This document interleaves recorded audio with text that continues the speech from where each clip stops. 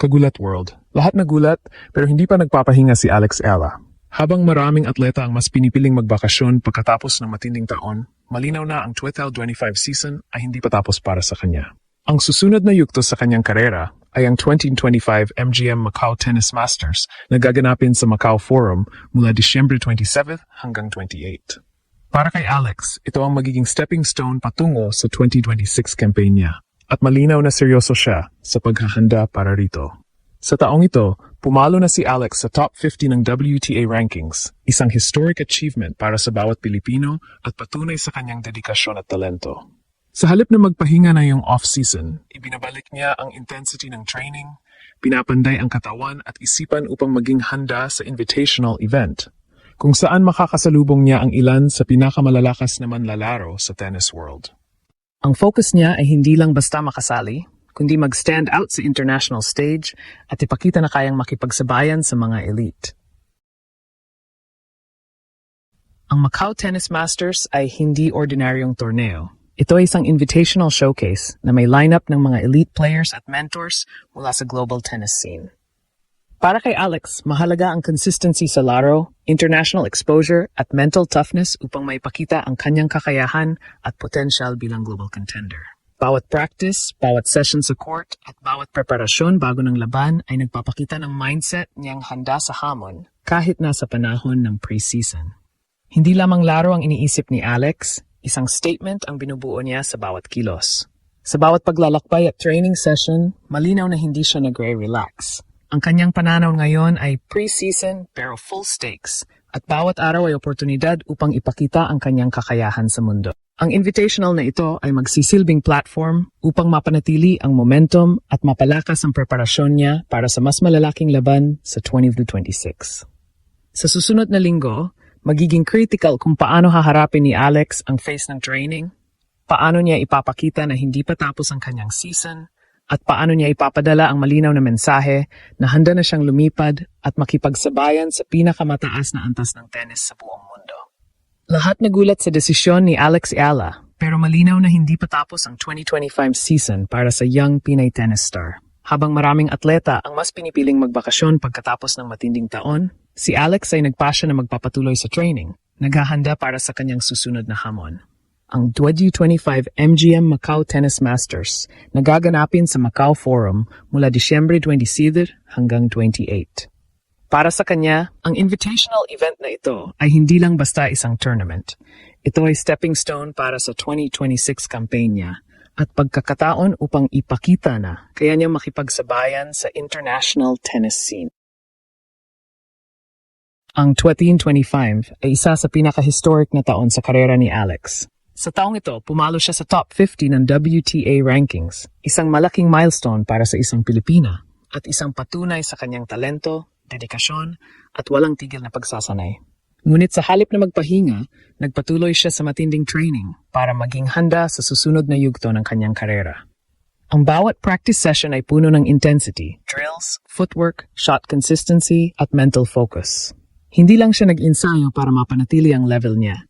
Target niya rin ang mas mataas na antas. Handa sa competition kung saan makakasalubong ang ilan sa pinakamalalakas na manlalaro sa mundo.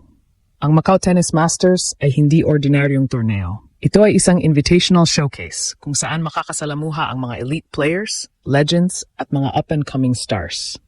Para kay Alex, ang torneo ay pagkakataon upang ipakita ang consistency, international exposure, at mental toughness na mahalaga sa pagiging world-class athlete. Sa bawat practice, bawat travel session, at bawat pre-match routine, malinaw na seryoso siya at hindi nagpapabaya.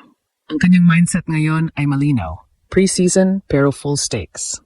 Kahit December, nakikita ang kanyang commitment na maging handa at competitive sa bawat laban. Hindi lang laro ang iniisip ni Alex, bawat session at bawat match ay isang statement. Pinapakita niya na handa siyang ilagay ang pangalan ng Pilipinas sa spotlight ng international tennis. Ang Macau Masters ay magiging platform upang mapanatili ang momentum ng season, mapalakas ang kanyang skills, at maghanda para sa mas malaking laban sa 2026. Sa pamamagitan ng training at preparation, ipinapakita ni Alex na ang kanyang career ay hindi basta-basta natatapos sa isang taon. Ito ay tuloy-tuloy na pag-angat, step by step, sa pinakamataas na antas. Sa kabuuan, Malinaw na ang commitment ni Alex Ayala sa kanyang sport ay hindi lamang para sa sarili niya, kundi para sa buong bansa. Ang desisyon niyang hindi magpahinga at magpatuloy sa training ay nagpapakita ng dedikasyon, disiplina at pangarap na makamit ang tagumpay sa global stage. Isa sa pinakamahalagang aspeto na binibigyang pansin ni Alex ay ang consistency sa shot making. Sa international tournaments, nakikita na ang kanyang kakayahan sa baseline rallies at powerful ground strokes.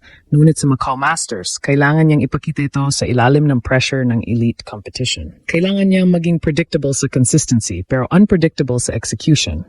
Isang kombinasyon na magbibigay sa kanya ng advantage laban sa mga top-tier opponents. Ang ability na i-mix ang deep baseline shots, angled winners, at precise drop shots ay mahalaga upang mapanatili ang ritmo ng laro at mapilit ang errors ng kalaban. Bukod sa offensive skills, ang mental toughness at strategic thinking ay critical. Sa invitational na ito, makakasalubong ni Alex ang mga manlalaro na may experience sa World Tour at legends na may malawak na understanding sa laro. Dito titingnan ng scouts at observers kung kaya niyang mag-adjust sa bawat sitwasyon, kung paano magbago ng strategy depende sa kalaban, at paano panatilihin ang composure sa critical points ng laban. Ang kanyang focus, patience, at decision-making sa mid-rally situations ay magpapakita ng kanyang level maturity sa court. Isa pang key factor ang footwork at mobility.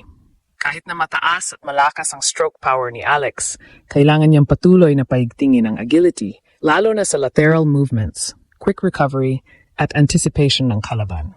Ang Macau Masters ay magbibigay ng pagkataon para masubok ang kanyang endurance, speed, at adaptability sa fast-paced rallies. Ang ability na mabilis makabalik sa posisyon pagkatapos ng malakas na shots ay magiging factor sa kanyang success sa tournament at sa overall 2026 plan. Sa defensive side, mahalaga ang court coverage at anticipation, ang kakayahang mabasa ang pattern ng kalaban, maabot ang drop shots, at makontrol ang tempo ng rallies ay crucial upang hindi lang basta lumaban, kundi manguna sa score. Sa pamamagitan ng kombinasyon ng physical readiness at strategic positioning, mas mapapalaki ni Alex ang kanyang chances na mapabilang sa pinaka-competitive na laro ng tournament.